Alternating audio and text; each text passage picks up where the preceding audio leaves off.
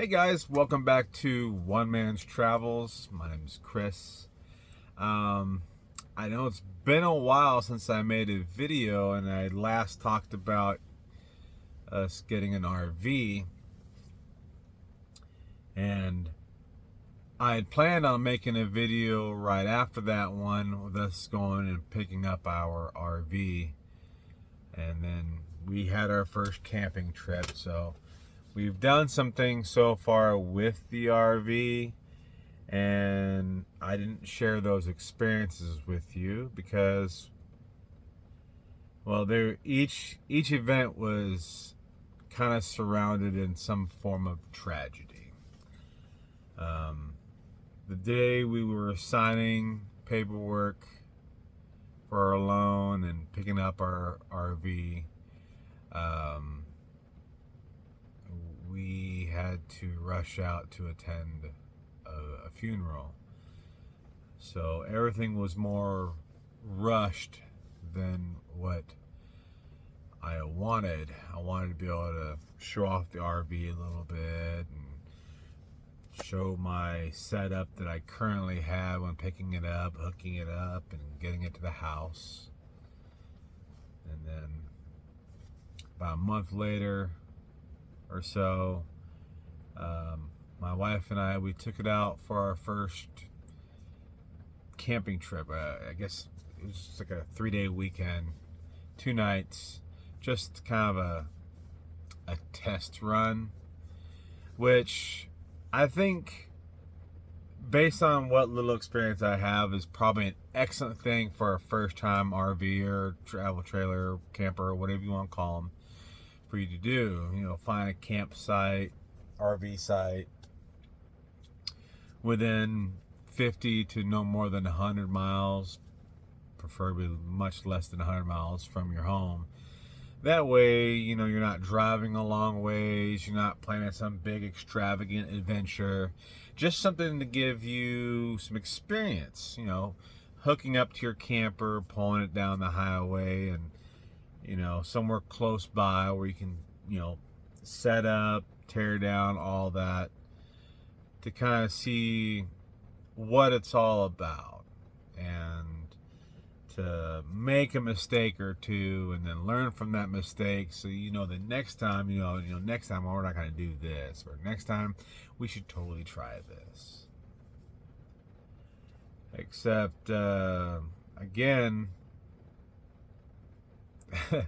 that trip would have been very much video worthy, but I was already preoccupied because the day that I got home from over the road, and then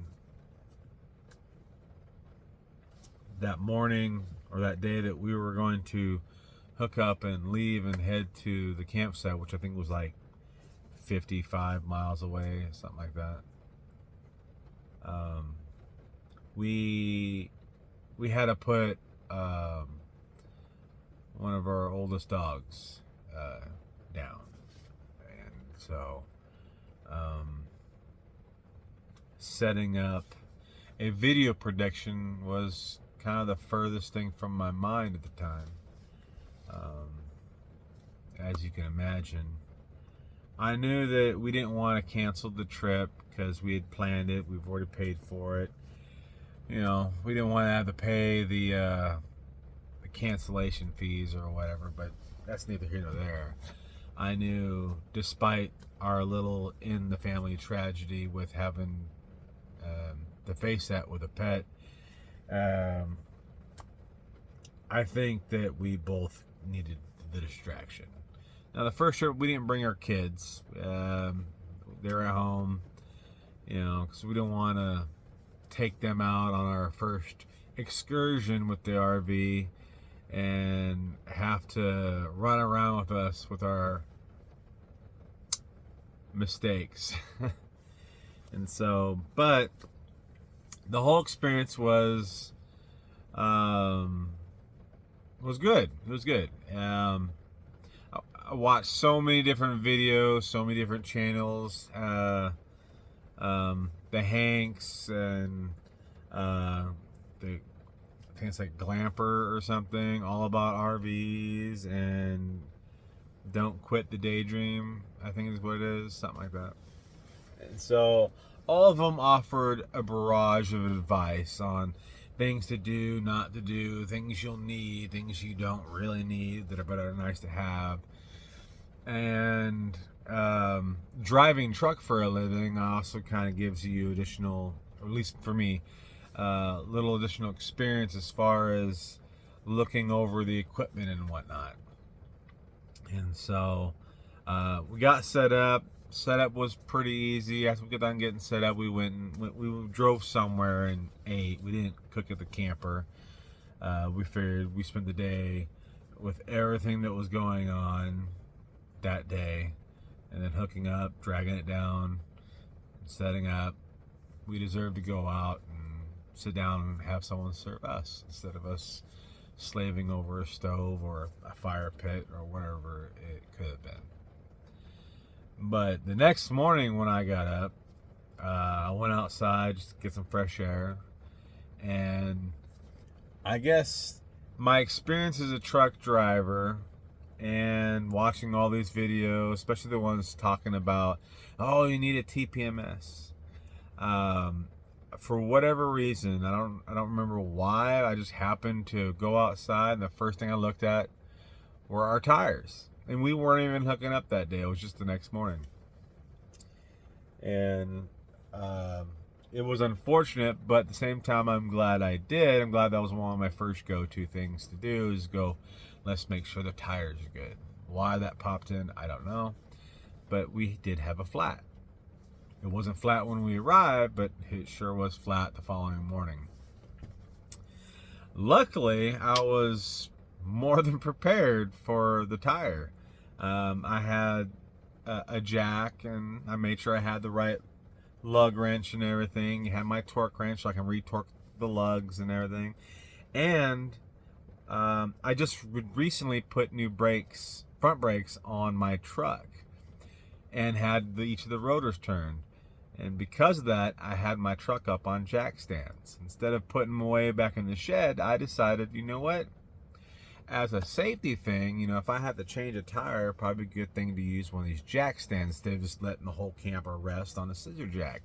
So I had 2 jack stands in my crawl space on the camper, which came in handy because when looking at the tire, the tread looked great. The tire looked like it was in really good shape, but if you turn the wheel sideways and you're looking down the profile of the tire, in between the tread, the tire, instead of it being, here's a tire and kind of flat on top, my tires were more rounded. They were like, I don't know, bulging out of the center. And another one was as well. And looking in between the tread, there were splits in the rubber.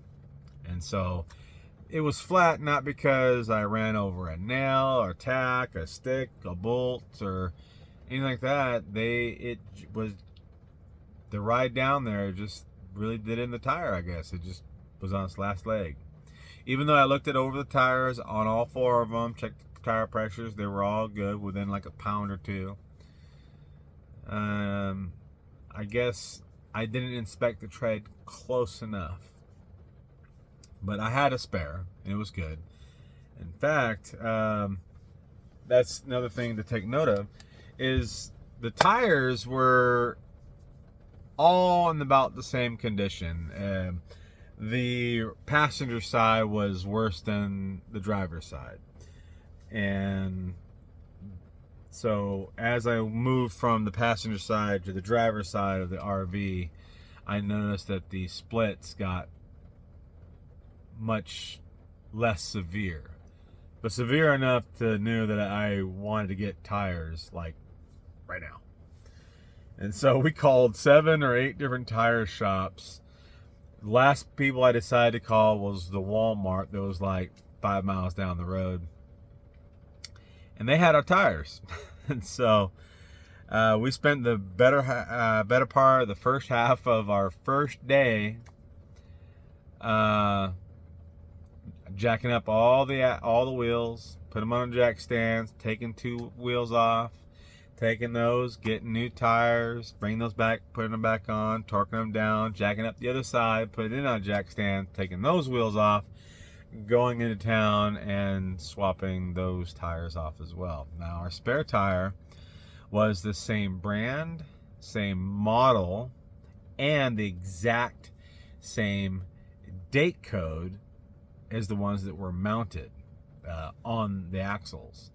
But the spare, unlike the tires that were mounted, looked literally off of the rack, brand new. So, and it had one of those spare tire covers on it. So, I guess my experience was going to tell me and should tell you that it's very important, as well as to inspect your tires, all aspects of your tires, make sure that they are in good condition, healthy, whatever word you choose to describe the condition of your tires.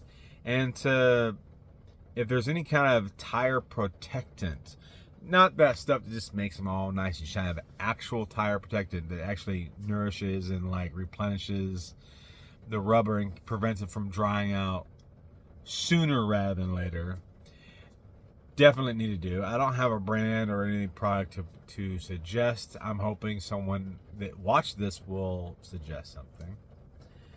But also to put some sort of a cover over your tires to protect them while it's sitting, or while you arrive at the RV parks, while you're there for the couple of days or whatever, just to keep them covered and don't let them get exposed to UV light, because I'm pretty sure that's what kind of caused a lot of it. If you're parking on dirt, couldn't hurt to put some boards down and drive them up on boards while you're parking them, which is what I just started doing as well, because when you drop some money, some cash on some new tires, last thing you want to do is them to go bye-bye the first time around. And so after that was all said and done, we try to find things to buy our time, you know, go walking a couple of trails, and had a fire that night. We just kind of stood there staring at the fire, and then it kind of started to rain, so we went inside, watched a movie, and called it a day. Next morning, breakfast, coffee, all that stuff. We decided to go on a 4-mile hike, and then after that was done, we made ourselves lunch and started working on tearing down. That whole process was pretty straightforward. Me and her, we got to work on our communication as far as backing up to lining up for the hitch, and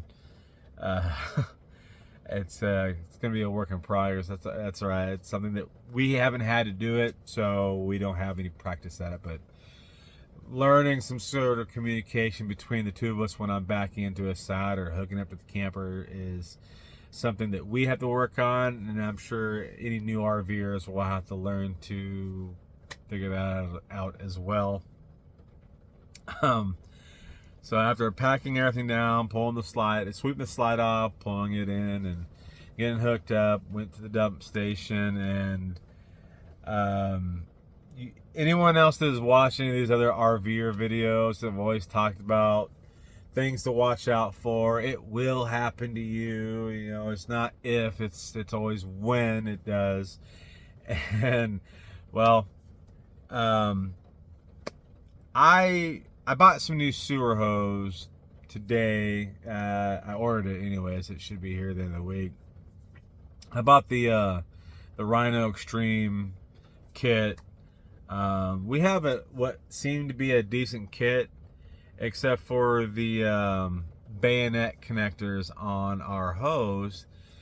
Instead of, it was just, you know, it had the notch where, where the bayonets were the kind of, slides around the hose that like locks on.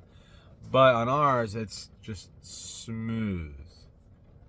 And I do have a Rhino accessory that's clear elbow. It has the washout attachment to it. And I noticed on it, it's not just smooth. The opening comes in and closes a little bit and has a bump in it for the peg on the female side to notch into. And that keeps it from coming on twist. This is important.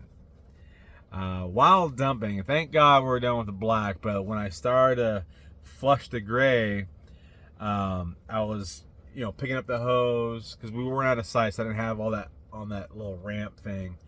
But I was at the dump station, and as I was running, I was kind of picking up the hose and walking all the fluid down the drain.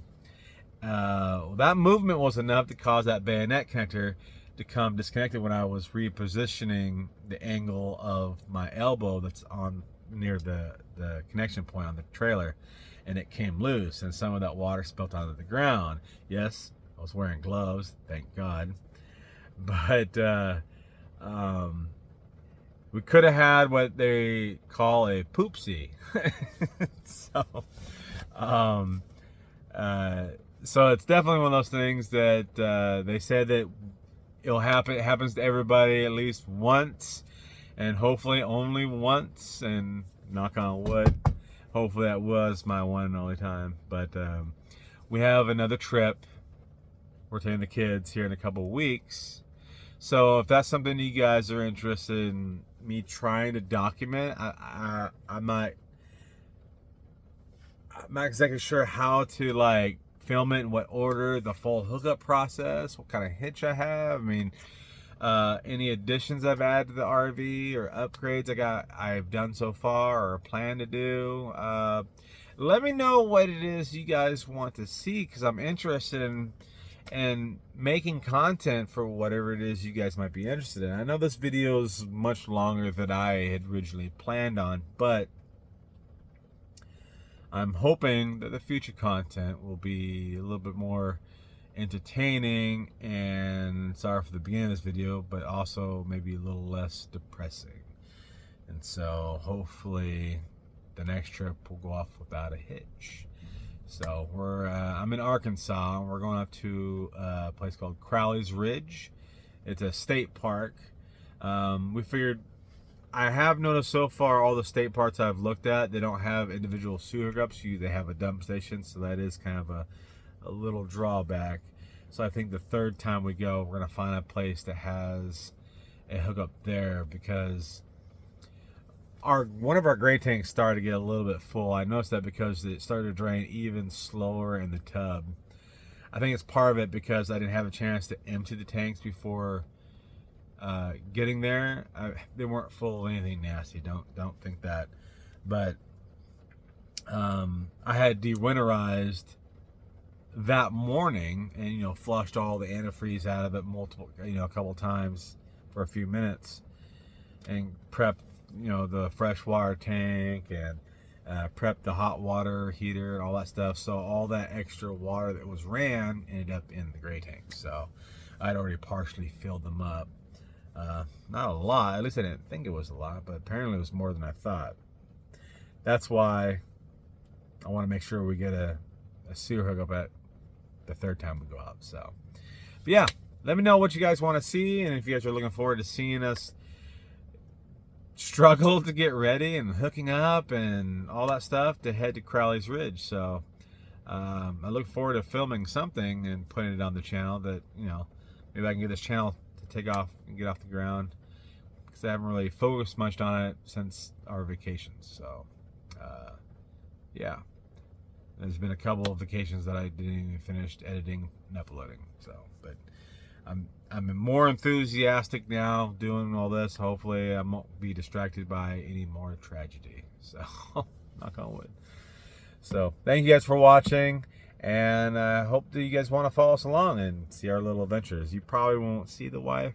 I'm not entirely sure you'll see the kids, maybe at least one of them, don't know, but I know my wife will probably be holding the camera. So we'll see you next time. Thanks again for watching, and don't forget to get subscribed and like the video. We'll see you soon. All right, bye.